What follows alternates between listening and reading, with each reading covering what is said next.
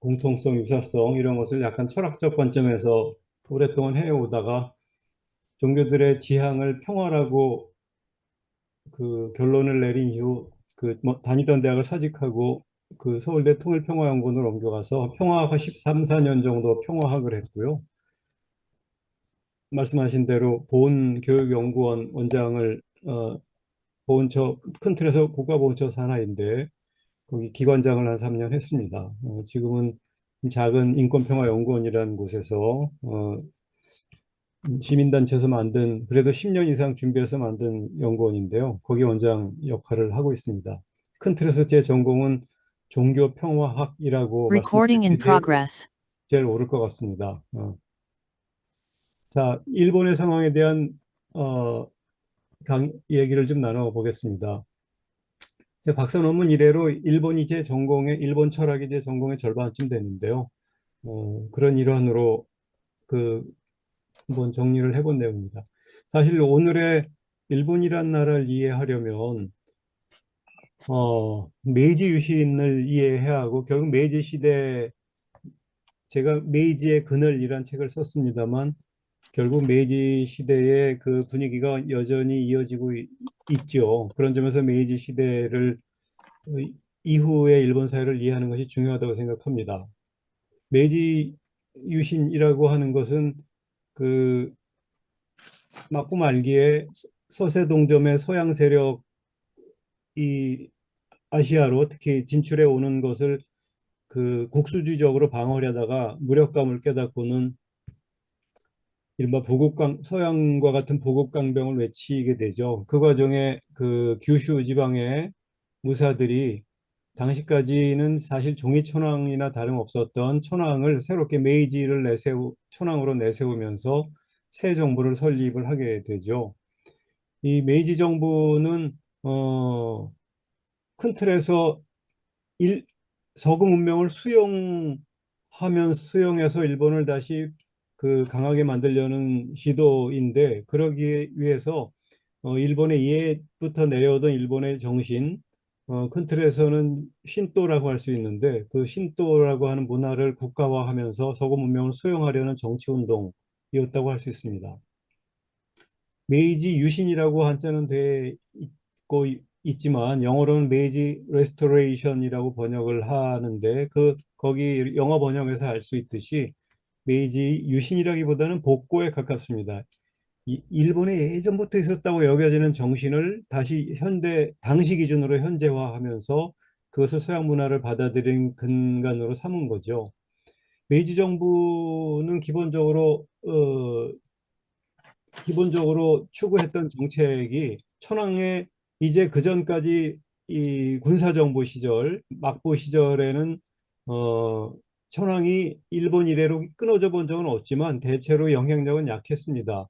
그래서 새롭게 강력한 천황제를 확보하면서 시작한 메이지 천황의 정당성을 확보하는 일이 중요했고, 그리고 국가적 그것으로 기반으로 국가적 통일성을 확보하려고 했고, 외국에서 당시 일본에게 강력하게 요구했던 것 중에 하나는 종교의 자유를 해왔는데 그것을 좀 확보하는 것이 중요했습니다.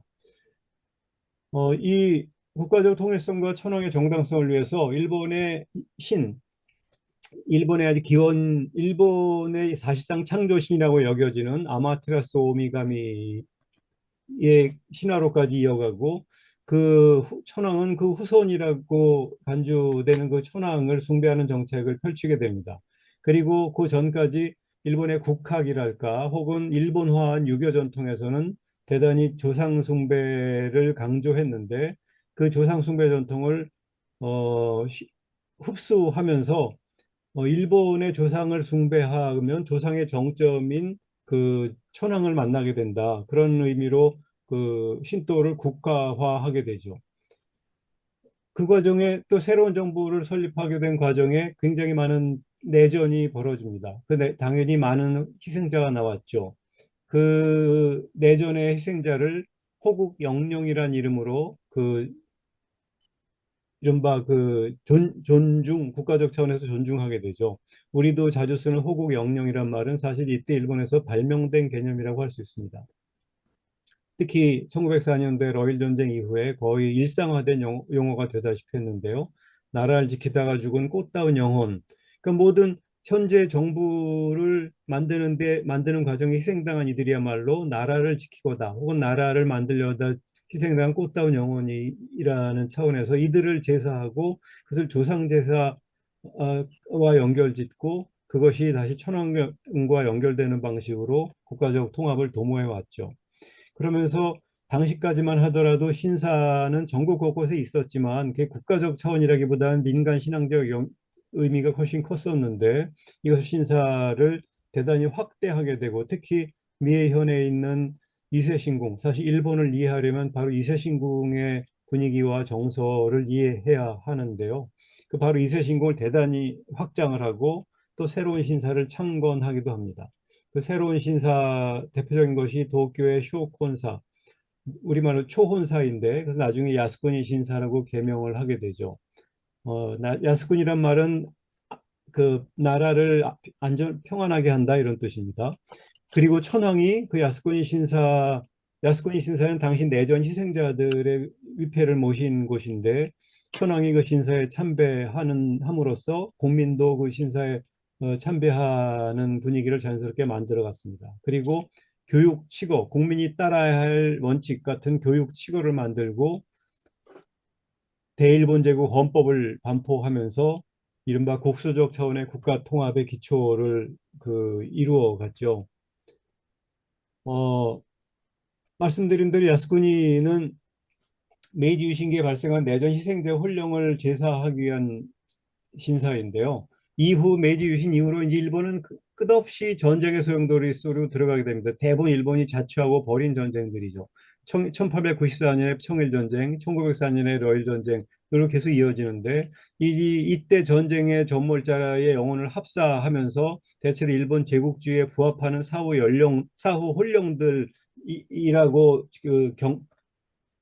존중하면서 일본을 제국주의화하게 되죠. 야스쿠니 신사 안에 전쟁 박물관이 있습니다. 유휴칸이라는 전쟁 박물관이 있는데 그 안에 들어가 보면 입구에 바로 이렇게 써 있어요. 영령을 현창하고 근대사의 진실을 밝힌다. 사실 이때 영영현창이라는 것은 물론 일본을 위한 희생자죠. 그리고 근대사라는 것도 일본 제국주의를 중심으로 하는 근대사죠. 대체로 당연히 일본 중심적인 그런 진실과 영영이라고 할 수 있습니다. 이런 방식으로 전사자 숭배를 아주 강력하게 추진했는데 사실 따지고 보면 이것은 일본만의 문제라기보다는 근대 민족 국가는 그 민족 국가의 정체성을 강화할 때 국가를 위한 전쟁에서 희생당한 전사자 숭배하는 전통이 있죠. 그런 점에서 이 근대 국가 그리고 그들을 다시 무덤을 이 국가적 차원의 기념지로 만들고 또 국민적 차원의 제사의 대상으로 만들어가는 이 방식은 근대 국가가 좁은 의미의 종단 수준을 넘어서서 근대 국가 자체가 종교적 구조를 하게 되는 사례를 일본만이 아니라 이미 서양에서도 잘 보여주고 있죠. 한국에도 현충일이 있고 또 국립현충원이 있는데 큰 틀에서 어, 비슷한 구조를 하고 있다고 생각이 듭니다. 사실 이 사진은 1934년도에 당시 쇼와 천황, 어, 메이지 천황 다음 천황이죠. 그 쇼와 천황이 야스쿠니 신사 제사에 참배하는 그런 사진입니다. 기본적으로 천황을 정점으로 국가적 통합을 도모해 왔는데 어, 저, 아까 말씀드린 대일본 제국 헌법을 만들었죠. 이게 1890년대에 만든 헌법입니다. 1조와 3조가 중요한데요. 1조는 대일본 제국은 만세 일개의 천황이 이를 통치한다. 이고 3조는 천황은 신성하여 침해하여서는 아니 된다. 입니다. 사실 이 1조와 3조의 내용의 핵심은 천황의 권리는 무한하고 그렇지만 책임은 지지 않는다예요. 천황은 헌법을 원천이면서 동시에 헌법에 매이지 않는 초헌법적 존재입니다. 사실 천황이 거의 신적인 존재나 다름없어진 거죠. 그런 의미의 현인신 이념이 메이지 천황 이래로 거의 완성된다고 할 수 있습니다. 그 유신은 그 당시 무사들이 메이지 천황을 내세우고 천황의말로 더 이상 위가 없는 최고의 주권자라고 설정하면서 자신들의 정당성, 정치적 정당성을 확보했다고 할 수 있는데, 이른바 이 제사 문화가 이 자리에 개입하는 것에서 알 수 있듯이 정치를 종교화하는 방식이었고, 사실상 천황교라고 불릴 만한 것이 일본에서 탄생하게 됩니다. 그러니까 천황의 신격화에 기반한 국가 통합을 도모해 온 셈이라고 할 수 있죠. 사실 일본의 많은 사상가들이 이 사실상 천황교라는 것을 여러 각도로 긍정을 하고 있습니다. 여기 그 중에 하나만 읽어보면 이와 같습니다. 나카무라 하지메는 이제 대표적인 불교학자이기도 한데, 이분이 이렇게 얘기를 하죠. 유신 이후에는 천황 숭배가 강권으로 집행되고, 최근에는 그것이 절대 종교 형태로 되었으며, 다시 국민에게 강제 형식을 가진 신흥 종교로 군림하였다. 다른 사람들 이런 말이 무지하게 많습니다. 천황제야말로 일본적 통일성의 근거가 되었고, 일본인의 삶 속에 문화화했습니다. 기본적으로 군국주의적이고 민족주의적이고 전체주의적, 그런 의미의 파시스틱한 국가 통합의 기초이고, 그 체제는 천황제를 통해서 천황제 중심으로 확립되어 왔다고 할 수 있습니다. 천황교라는 뭐 가칭 천황교죠. 이런 게 실제로 있었던 건 아니지만 거의와 다름없었다는 뜻인데, 천황교적인 분위기는 국민에게 대단히 문화화했습니다. 일본의 대표적인 문화론자인 도이 다케오라는 사람의 일본 문화론의 핵심은 아마에론인데요. 아마에라는 것은 우리 말로 번역하면 응석이나 어리광 이런 거라고 할 수 있습니다. 어린아이가 응석을 부리면서 부모가 해주기를 바라는 그런 정서죠. 떼쓰긴 떼쓰는데 내가 하는 것이 아니라 부모가 해주기를 바라는 그런 정서인데, 일종의 이것을 수동적 대상애라고 표현할 수 있습니다. 도이 다케오는 그렇게 표현합니다. 일본인은 아마에를 이상화하고서 아마에가 지배하는 세계를 진짜 인간적인 세계라고 생각했고, 이것을 제도화한 것이 천황제였다. 그러니까 천황이 해주기를 내가 하는 것이 아니라 그 무언가가 외부 세력이 자기에게 해주기를 바라는, 아이가 부모에게 떼쓰기면서 해주기를 바라는 것처럼 그 무언가 거대한 세력이 자기에게 해주기를 바라는 정서가 형성되었고, 그것을 정당화시켜준 것이 천황제였다는 거예요. 그와 함께 일본 문화를 공기로 설명하는 그 일본의 문화론자가 야마모토 시치헤이인데, 일본은 공기의 지배를 받는다는 거예요. 우리말도 좀 공기를 읽는다, 좀 공기가 안 좋다, 뭐 이런 말을 쓰는 거랑 거의 같은 개념이지만, 좀 농도가 짙은 말이라고 할 수 있습니다. 분위기보다 농도가 짙은 말. 이 야마모토 시치헤이는 자기 자신이 태평양 전쟁에 그 일본 용어로 하면 대동아 전쟁이죠. 거기에 참전했던 사람이기도 한데, 도대체 그 미군과 전쟁을 벌여서 이길 거라고 생각하지 않으면서도 전쟁을 벌였다는 거예요. 미군 해군을 대상으로 해전을 벌이는데, 혹은 전투기를 가지고 미국 군함을 향해서 공격하는데 이길 거라고 생각하지 않는데도 공격을 감행했다는 거예요. 왠지 분위기가 그래야 될 것 같은 분위기에 지배를 받았다는 거죠. 그러니까 일본이 벌인 전쟁의 실체는 사실상 공기에 있었다. 무슨 정확한 과학적 데이터에 기반한 것도 아니고, 특별한 뭐 분위기가 그랬었다는 거죠. 이것은 큰 틀에서 일본 사람들 행동 판단의 주체가 자신 내부보다는 외부에 있었다라는 것으로 야마모토 시치에는 설명을 하기도 합니다. 야마모토는 야마모토 학이라는 말이 형성될 정도로 일본 문화론을 정리했고, 일본 사회에 끼친 영향도 대단히 큰 사람이죠. 이 사람이 공기를 읽는다라는 말은 일본에게 아주 익숙한 말이 되어서, 여기 사진에 있는 것처럼 KY는 구기오 요무의 약자입니다. 공기를 읽는다의 약자거든요. 구기오 요무. 요 말은 구기 요메나이. 공기를 읽지 못한다. 너 공기도 읽지 못하는구나. 이런 뜻이죠. 그래서 이 KY라는 것은 약자로 어디 만화 같은 데도 많이 등장합니다. 공기를 좀 읽어라. 이런 의미로. 이런 식으로 이 뭔가 거대한 초헌법적 거대한 세력이 요청하면 그냥 그에 따르는 듯한 그런 분위기가 이제 일본 사회에 형성되었다는 건데, 전후 일본의 최고의 정치 사상가라고 할 수 있는 마루야마 마사오, 물론 이런 분들은 이제 천황제나 이런 제도적 한계를 대단히 비판하는 사람이기도 하죠. 천황제라는 것은 초법적 존재의 매개에 의존해야 국가 의사가 일원화되는 체제라고 얘기합니다. 무한, 그러니까 천황은 무한 책임 무한, 사실 책임을 무한히 져야 하는데 사실은 책임을 묻지 않는다는 것이 대일본제국 헌법의 제3조였었잖아요. 그러니까 무한 책임의 엄중한 윤리가 거대한 무책임으로 전락할 가능성이 언제나 이런 체제는 있었다. 그러다 보니까 일본 사람들은 왜 전쟁을 했지? 본인들이 전쟁에 참전을 했어요. 근데 내가 한 게 아니라 그냥 해야만 되고 하라고 하니까 하게 된 거예요. 그럼 전쟁의 책임을 누가 짓냐고 물으면 사실 질 사람이 없어요. 이게 최종 전쟁의 명령권자랄까? 최종 전쟁의 책임자는 천황이어야 하는데 천황은 법적 책임을 또 지지 않도록 일본 내부적으로 정해지고 사실 거의 다 신격화되어 있는 거나 다름없었잖아요. 그러니까 책임의 최종 주체가 없어요. 찾기가 애매해요. 그러니까 행위의 주체가 모호해지면서 침략 전쟁에 대한 사과가 여전히 미온적이거나 사과의 주체가 딱히 드러나지 않는 상황이 사실은 지금까지도 지속되고 있습니다. 이런 분위기를 전승해 오고 있는 것이 오늘날 자민당 그러니까 정부 여당인데 그 연장선에 있다 보니까 딱히 새삼스럽게 무슨 전쟁의 책임을 어, 그 새로 묻고 책임을 질 만한 최종 주체가 안개처럼 희미해져 버리는 거죠.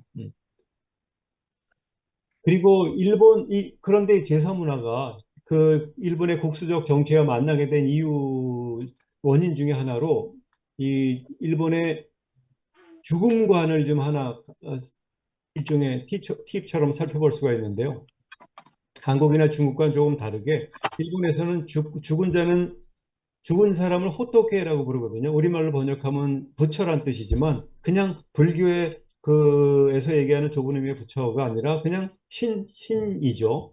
죽은 자는 성불한 존재이고 또는 신을 이룬 존재예요. 존엄한 존재예요. 죽음이라고 하는 것은 생전의 모든 것을 정화시키죠. 악인도 선인도 죽음은 이제 죽었으니 신령의 반열에 이렇게 들어가는 거다 보니까 다만 그 영혼이 인간에게 해코지를 하지 못하도록 잘 제사를 통해서 신령이 갈 수 있는 곳으로 가게 하는 그런 제사가 그 샤머니즘의 기본적인 의례인데 우리의 샤머니즘과 기본 구조는 비슷하죠. 그런 점에서 그냥 그 정도면 충분하지 죽은 신에게 책임을 묻는 개념이 희박합니다. 그래서 죽었는데 죽은 옛날 사람이 한 건데 어쩌란 말이냐 하는 정서가 여전히 상대적으로 한국에 비해서는 좀 크다고 할 수 있습니다. 야스쿠니 신사의 그 236만인가 253만 위 정도의 혼령이 모셔져 있는데요. 거기에는 조선인이지만 일본 전쟁에 강제로 끌려갔던 조선인 혼령 위패도 있죠. 그래서 한국 사람들이 혼령을 그 위패를 따로 떼어달라, 다른 별도로 모시겠다고 요청하고 일본 사회에서도 그런 요청을 하기도 합니다만 죽은 이를 후손이 이렇게 건드리고 하는 사례가 역사적으로 없고 문화적으로 익숙치 않다 보니 도무지 그런 요청이 받아들여지지 않죠. 일본말로 야오요로즈노가미, 즉 800만 신이라는 말이 있을 정도로 신들이 너무너무 많습니다. 어쨌든 이런 어, 신에게 책임을 묻는다기보다 모든 신은 받들어야 될 존재라는 생각이 훨씬 크죠. 근데 상대적으로 한국이나 중국은 이런 성불이나 성신 개념이 약한데 일본은 이런 개념이 좀 강한 편이고 그런 차원에서 조상 제사가 좀 더 강력하게 받아들여졌고 죽은 이에게 책임을 묻지 않는 분위기가 정치적 차원에서 여전히 사과하지 못하는 것과 연결된다고 생각합니다. 이런 식의 천황제를 국민이 수용을 했는데 문제는 어, 국민들도 그런 거예요. 전쟁에서 졌어요. 근데 왜 전쟁을 누가 벌였지? 사실 따지고 보면 천황이 벌인 것 같아요. 그러나 천황에게 책임을 물어본 적이 없어요. 그러니까 개인의 책임이 아니라 내심 천황에게 돌리는 경향이 마음속에 있습니다. 그러나 그래서 겉으로 표현하진 않아요. 그래서 천황제에 대한 겉태도와 속마음이 좀 분리된달까? 일본의 아주 상식처럼 되었습니다만 일본의 혼내와 다떼마에 즉 속마음과 겉으로 말한 것이 좀 구분되는 경향이 있는데 물론 어느 나라나 그렇습니다만 일본은 좀 더 그것이 심하고 분명하죠. 그것이 오히려 일본인 기준으로 볼 때는 사회적 예절이기도 한 거예요. 속에 느낀 대로 함부로 말하는 것은 무례한 행동이기도 한 거죠. 속마음은 어떻든지 겉으로는 상대방을 중심으로 상대방에 맞는 행동을 하는 것이 일본적 예절이죠. 뭐 우리도 큰 틀에서 그렇긴 합니다만 이 천황제도 그런 태도가 적용되었다. 그래서 마루야마 마사오 그렇습니다. 일본이 정신적 균형을 이룬다는 것은 안과 밖의 조화를 통해서가 아니라 밖의 일방적 수용을 통해서 유지되는 병리적인 것이었다. 이에나가 사부로라는 일본의 아주 대표적인 역사학자는 그럽니다. 일본인의 인격적 판단은 사실상 비인격적 지배 메커니즘 안에서 형성되었다. 이런 식의 판단들을 분석들을 합니다. 그리고 또 하나 일본의 사회 특징을 일본의 전체주의적 성향을 나타내주는 개념 중에 하나가 일본의 공사 개념인데요. 일본 말로는 공을 고오야케라고 하고 사를 와타쿠시라고 하는데 중국이나 한국의 경우는 지금 공이 좀 원리의 측면에 좀 가까워요. 대체로 그래서 어, 어떤 최고 권력자를 상대화시킬 수 있는 공적 영역이라고 하는 것은 최고 권력자 너머에까지 있어서 공간적으로는 최고 권력자가 다스리는 영역이긴 하지만 이론적이나 원리적 차원에서는 최고 권력자도 넘어서는 측면이 있고 그런 의미의 천사상이 있잖아요. 천사상은 초월성을 기반으로 하기 때문에 최고 권력자도 상대화시킬 가능성이 있습니다. 근데 일본에서 공이라고 하는 것은 이 원리보다는 영역적인 측면이 커요. 대체로 상위 영역이 하위 영역을 포섭하는 구조인데 상위 영역이라고 하는 것은 천황을 정점으로 하는 관의 세계이죠. 그래서 천황과 국가를 상대화시킬 수 있는 존재의 원리가 상대적으로 부재까지 센 말인지 모르겠습니다만 상대적으로 약해요. 천황이나 국가를 넘어설 수 있는 상위 원리 같은 개념이 좀 희박한 편입니다. 그래서 천황 중심으로 몰아져 지금의 흐름을 근본적으로 역전시키기 어려운 구조를 하고 있죠. 일본의 그 메이지 시대 제일 탁월한 그 사상가 후쿠자와 유키치, 일본 화폐도 여러 차례 등장하고 아마 일본 전 국민이 다 아는 그 뛰어난 사상가이죠. 이 한반도 정벌 같은 것을 요구했던 사람이기도 하고 아무튼 부국강병을 이론적으로 뒷받침하고 요청했던 대표적인 사람인데 이 사람이 공과 사를 이렇게 얘기해요. 옛날 얘기를 합니다. 공이라는 것은 문 밖의 세간의 일이고 집안 문 밖의 세간의 일이고 와타쿠시는 집의 문지방 안쪽의 일이다.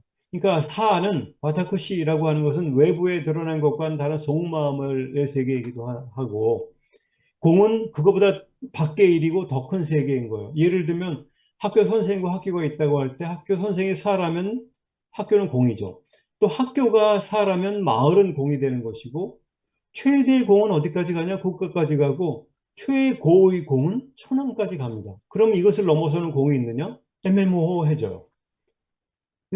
그래서 언제나 이것을 국가나 천황을 넘어설 수 있는 하위의 권력 같은 것이 국내적으로 잘 없어서 그런 일본이 정치적 정권이 안 바뀌는 대표 이유이기도 합니다. 일본에서 사라고 하는 것은 국가 내부의 내부적이고 공의 종속적이고 공은 사를 은폐하는 방식으로 드러내는 영역이죠. 일본의 그 성문헌법의 최초 완성자가 쇼토쿠 테자인데 쇼토쿠 테자 이래로 그 이 헌법의 핵심은 멸사봉공이에요. 사를 없애고 공을 받든다.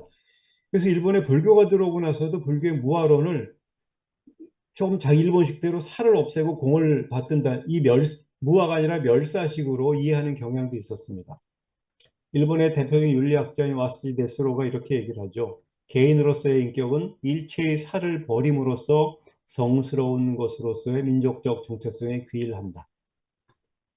그래서 우리 일본적 가치가 바로 화인데 이 화는 우리식으로 하면 평화나 조화 같아서 존재하는 모든 것들의 상호 균등성 이런 것을 의미하는 것 같지만 일본에서의 화는 공을 드러내기 위한 일치의 자세가 크다. 대표적인 공공 철학자인 김태창 선생이 이렇게 얘기합니다. 종래의 일본적 화는 사실상 동이다. 어, 그래서 이 전쟁이나 국가 중대사 앞에 화의 이름으로 개인은 감춰지고 국가 이데올로기가 전면에 등장하게 되고 국가 이데올로기에 맞추는 게 화가 되는 거죠. 그렇게 그런 의미의 동의 같음의 추구가 일본적 화의 형태로 나타나고 그것이 20세기 전반을 끝없는 전쟁과 군국주의적 침략으로 몰아갔던 근거인데 전쟁을 제어할 수 있는 논리나 윤리적 원천 같은 것이 상대적으로 취약해서 초월적이거나 보편적 도리에 대한 상상력이 반국에 비해서는 좀 취약하다고 생각됩니다. 위대한, 뛰어난 철학자들도 그런 식으로 얘기를, 해석을 이상하게 하는 경향이 있어요. 니시다 기타로는 제 박사 논문 이래로 제가 늘 관심 가지는 철학자이기도 합니다만, 가령 불교에서 색즉 시공이라 그러면은 색은 공이다 그러잖아요. 색이라고 하는 현상 세계가 그대로 텅비었다는 거예요. 사실 세계 존재 현상 세계의 근원으로 가면 비어 있죠. 사람의 몸뚱아리도 뭐 형태가 있는 것 같지만 현미경으로 들여다보면 백족의 세포를 만나고 세포는 세포 핵을 만나고 또 그 원자와 분자로 분자를 만나고 원자를 만나고 원자 안에 원자 핵이 있고 전자가 있고 또 양성자 중성자 나눠지고 막 끝없이 한없이 쪼개진단 말이에요. 사실 속으로 들어가면 텅 비어 있어요. 모든 물질적 구조라는 게. 텅 비어 있다고 해도 과언이 아니죠. 그런 식으로 존재하는 건데 그런 부정을 통한 긍정이 불교의 논리의 핵심인데 그 이론적으로 너무 분명하면서도 일본에 대해서는 주로 긍정을 하는 경향이 있습니다. 황일본이나 황실에 대해서는. 그래서 공안 그대로 색이야. 마치 어, 그러면서 일본 밖의 세계에 대해서는 이렇게 뛰어난 철학자들도 그렇게 관심이 잘 없어요. 자신의 내면에 대한 일본 내면, 자신의 내면에 대한 관심은 대단히 큰데 그 내적 의식 세계, 정치적 피비린내 나는 전쟁의 현실에 대해서는 그렇게 관심이 잘 가지 않습니다. 그리고 현실도 불교 논리에 따라 추상적 논리화하는 경향이 있달까? 사실 저기 이런 것들이. 아, 말씀 중인데 이 교수님 벌써 30분이 다 돼가고 있습니다. 그런가요? 네, 네. 마치겠습니다. 네. 사실 그렇게 얘기한 것은 아까 말씀드린 대로 가령 요 얘기를 하나 들죠. 윤동주의 서시 하늘과 바람과 별과 시 이의 이 시에 하늘을 우러러 한 점 부끄러움 없기를 잎새이는 바람에도 나는 괴로워했다라는 시가 있잖아요. 윤동주를 좋아하는 일본 사람들이 많습니다. 근데 하늘을 우러러라고 할 때 나는 괴로워했다라고 할 때 하늘을 일본말로 번역하기 너무 애매해요. 보통은 소라라고 번역합니다. 이게 일본적 하늘이거든요. 근데 창공의 의미가 더 크죠. 양심과 윤리의 원천으로서의 하늘 개념이 상당히 약하고 이것을 천으로 기독교인들은 천으로 번역합니다만 일본 전체적으로는 천은 뭔가 천왕이 먼저 연상되는 그런 언어이고 이 이것으로 번역한다는 게 왠지 어색한 그런 느낌을 받습니다. 이게 뭘 얘기하냐면 보편 원리, 한국식의 하늘이랄까, 성리학적인 보편적 원리로서 리가 좀 약한 증거이고, 사례이고, 그 국가나 천황을 상대화시킬 수 있는 상의 보편 논리가 불충분했다는 증거이기도 합니다. 일본의 그 전체주의, 그래서 정권이 바뀌지 않고 과거의 역사적 책임을 느끼는 개인들은 많은데 이것을 집단화하고 국가에까지 적용할 수 있을 만한 힘은 상대적으로 여전히 약한 이유는 이런 틀에서 이런 일본적 문화를 반영하는 것이기도 하고 이것이 20세기 중반까지 일본과 아시아 전체를 전쟁의 소용돌이수로 몰아가면서도 일본 중심적으로 당당해하고 정당화했던 그런 우리 주제대로 전체주의적 혹은 파시스틱한 그런 그 일본적 특징은 이런 식으로 설명해 볼 수 있을 것 같습니다. 네, 이것을 마치겠습니다. 마지막 부분을 그러지 뭐 마지막 부분 결론 부분을 좀 보여주시면 안 될까요? 이거요? 결론 부분이 뭡니까? 결론이 뭔가요? 자, 좀 뭐 오늘의 일본 결론이 이거는 사실 마지막 파워포인트 좀 보여주시죠. 제가 간략하게 한 것은 이걸 마지막으로 해놨고. 여기가 마지막 파워포인트인가요? 네, 그렇습니다. 네, 네, 알겠습니다. 네, 네, 감사합니다. 예, 수고하셨습니다. 여러분.